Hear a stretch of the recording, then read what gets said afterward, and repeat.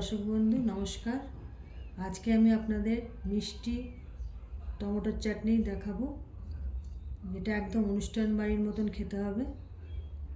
আমাকে এক দর্শক বন্ধু অনুরোধ করেছিলেন মিষ্টি টমেটোর চাটনি বানানোর জন্য, তাই আমি আজকে টমেটোর চাটনিটা আপনাদের দেখাবো। তার জন্য আধা কিলো টমেটো নিয়েছি, কি সুন্দর লাল লাল দেখুন। এই টমেটোর চাটনি বানাবো আমি। টমেটোর চাটনির জন্য আমি গরম জল বসিয়ে দিয়েছি। জলটা ফুটে উঠলে এবার একটা করে কাঠটা দিয়ে টমেটোগুলো ছেড়ে দেবো।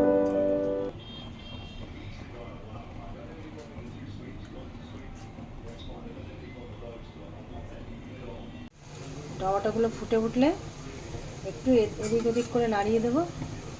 5 মিনিট পরে অফ করে দেবো, এতে খোসাগুলো খুব সুন্দরভাবে ছেড়ে বেরিয়ে যাবে। 5 মিনিট হয়ে গেছে, এবার আমি গ্যাস ফ্লেমটা অফ করে দিচ্ছি। টমেটোগুলো একটু সিদ্ধ করার পরে এরকমভাবে খোসাগুলো খুব সহজেই বেরিয়ে আসে।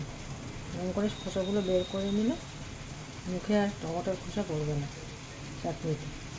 এরকমভাবে তারপরে এরকম করে কেটে দিতে হবে। চাটনি বানানোর জন্য টমেটোগুলোকে আমি সিদ্ধ করে খোসা ছাড়িয়ে এরকমভাবে কেটে নিয়েছি, ছোট ছোট করে কেটে নিয়েছি দেখুন। আর সাথে আমি অনুষ্ঠান বাড়ির মতন টমেটোর চাটনি হবে, তাই জন্য আমি কিছুটা কাজু, কিছুটা কিশমিশ, একটা আমসত্ত্ব, খেজুর দেব।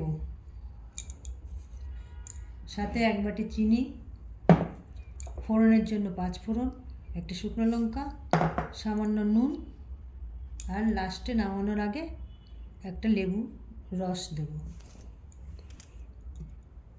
এগুলোকে ছোট ছোট করে কেটে নেব, আর খেজুরগুলোকেও পাতলা পাতলা করে সরু সরু করে কেটে নেব। খেজুর আর আমসত্ত্বটাকে ছোট ছোট করে কেটে নিয়েছি। গ্যাসটা জ্বালিয়ে এবার কড়াই বসিয়ে দেব।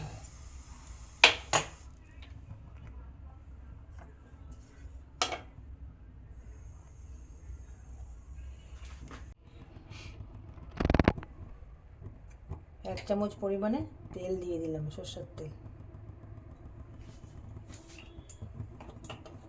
তেলটা আমার গরম হয়ে গেছে, এবার আঁচটা কমিয়ে দিয়ে শুকনো লঙ্কা ফোড়ন দিয়ে দিলাম, আর 1/2 চামচ পরিমাণে 5 ফোড়ন দিয়ে দিলাম।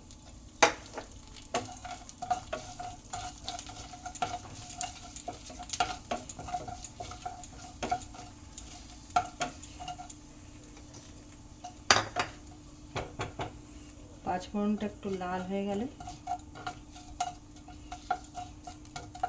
হালকা লাল করে ভেজে একটু সুগন্ধি বেরোতে শুরু করলে এই টমেটোটা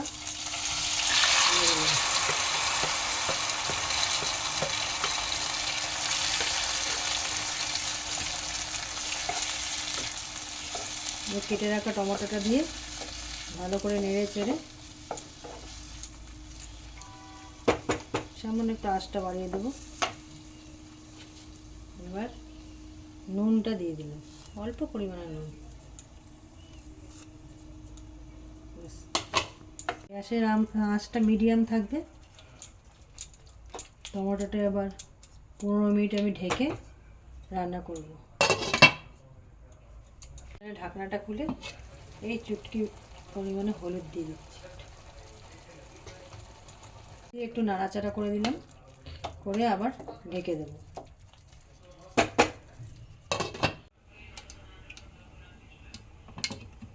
ঢাকনাটা খুলে একটু নাড়াচাড়া করে দেব। এবার খেজুর, আমসত্ত্ব দিয়ে দিলাম,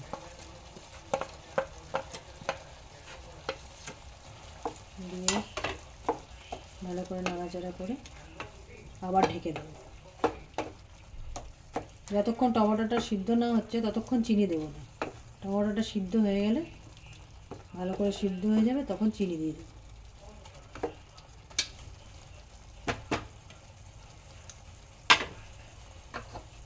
টমেটোটা প্রায় সিদ্ধ হয়ে এসছে। এবার আমি এই কাজুটা ছোট ছোট করে কেটে নিয়েছিলাম, কাজু আর কিশমিশটা দিয়ে দিলাম।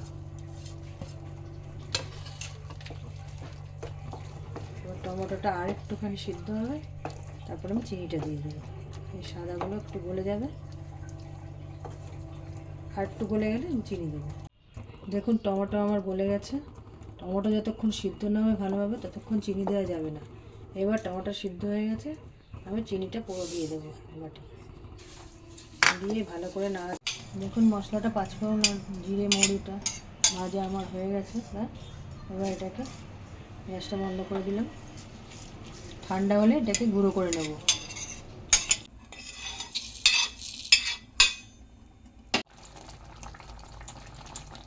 চাটনিটা আমার হয়ে এসেছে, দেখুন কি সুন্দর রং হয়েছে।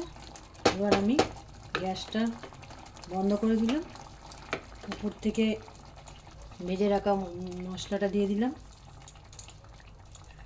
ভেজে রাখা গুঁড়ো মশলাটা উপর থেকে ছড়িয়ে দিলাম, আর এই লেবুর রসটা দিয়ে দেব।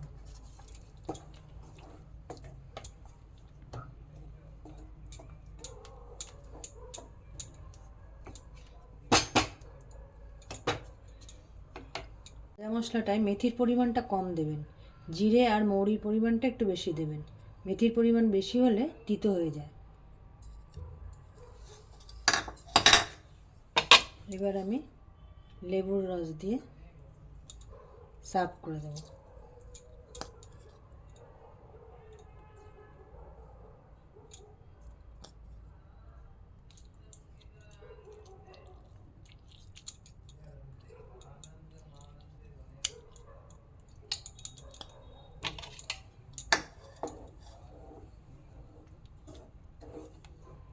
লেবুর রস দেওয়ার পরে আর গ্যাস জ্বালাবেন না।